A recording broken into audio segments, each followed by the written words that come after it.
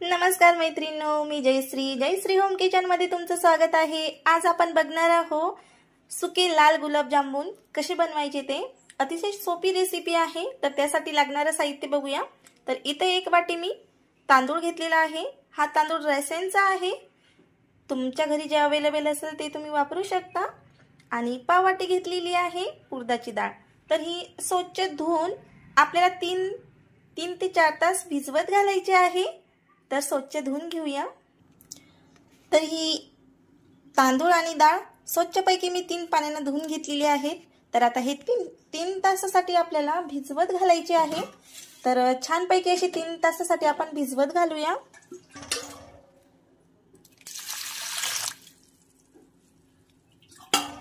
तर इथे बघू शकता आपली 3 तास पूर्ण झालेली आहे।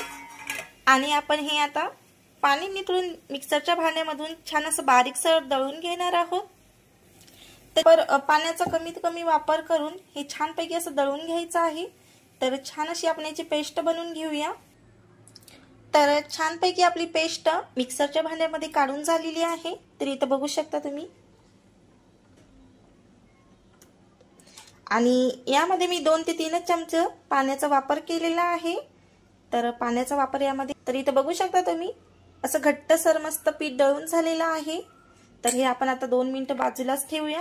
आणि एक तरी पाक बनवून घ्यायचा आहे। तर इथे 1 वाटी मी साखर घेतलेली आहे आणि 1 वाटी पाणी घ्यायचं आहे आपल्याला।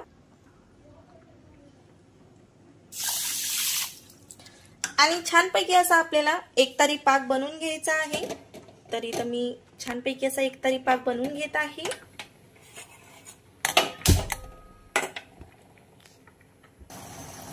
तर इथे बघू शकता आपला एक तरी पाक रेडी झालेला आहे। तर अशा पद्धतीचा आपल्याला पाक करून घ्यायचा आहे। अशा पद्धतीचा पाक बनवून घ्यायचा आहे। खूप सोपा आहे बनवायला। तर हे बाजूला ठेवून घेऊया आपण। आलई घेतलेली आहे आणि त्यामध्ये आपण आता तेल घालून गरम करून घेऊया। तर यामध्ये आपण कलर टाकणार आहोत। तर मी इथे लाल कलर घेतलेला आहे आणि छान याला मिक्स करून घ्यायचं आहे।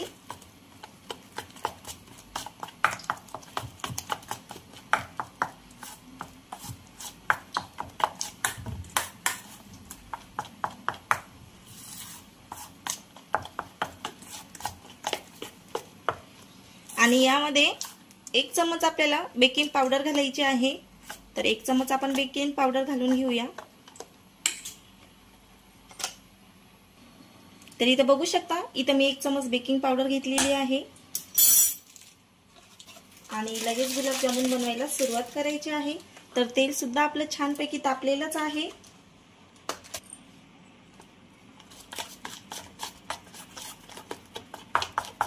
हे छान मिक्स केल्यानंतर लगेच आपल्याला गुलाबजामुन बनवायला सुरुवात करायची आहे।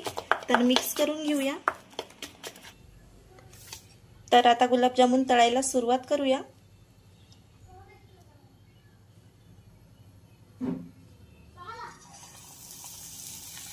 असे छोटे छोटे मस्त टाकून घ्यायचे आहेत आपल्याला।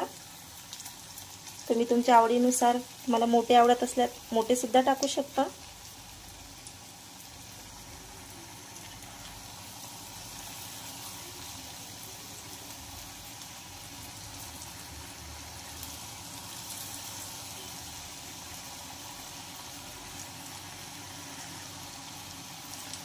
तर मस्तपैकी अशाच पद्धतीने आपण सर्व गुलाबजामुन तळून घेऊया।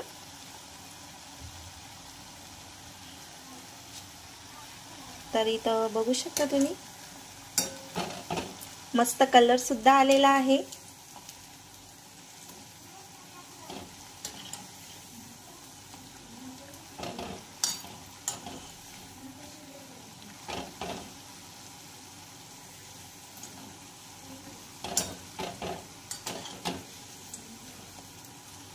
मस्त टम्मा अशी फुगलेली आहेत आपली गुलाबजामुन। आणि हे फ्राय झाल्यानंतर असेच गरम गरम आपल्याला पाकामध्ये घालायचे आहेत आणि नंतर ती काढून बाजूला ठेवायची आहेत। तर छान अशी फ्राय झालेली आहे ती। तर पाकामध्ये घालून घेऊया आपण।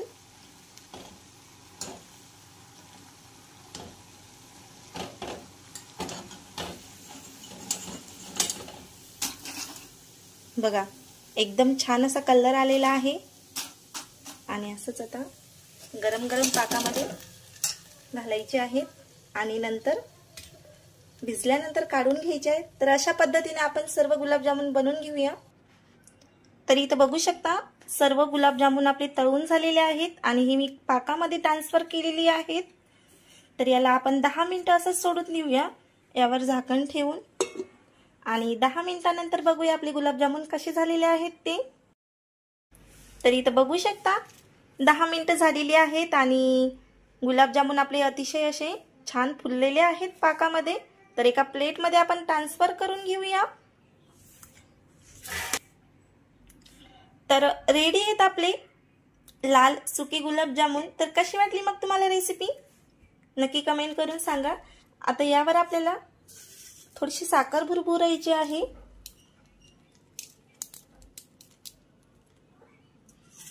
तुम्ही इथं बघू शकता अतिशय छान असे आपले गुलाबजामुन झालेले आहेत। तर कशी वाटली मग तुम्हाला रेसिपी नक्की कमेंट करून सांगा। आवडल्यास लाईक करा, शेअर करा, सबस्क्राइब करा आणि बेल आयकॉनला सुद्धा प्रेस करा म्हणजे माझे नवनवीन व्हिडिओ तुमच्यापर्यंत पोहोचत राहतील। आणि सबस्क्राइब करायला विसरू नका। धन्यवाद।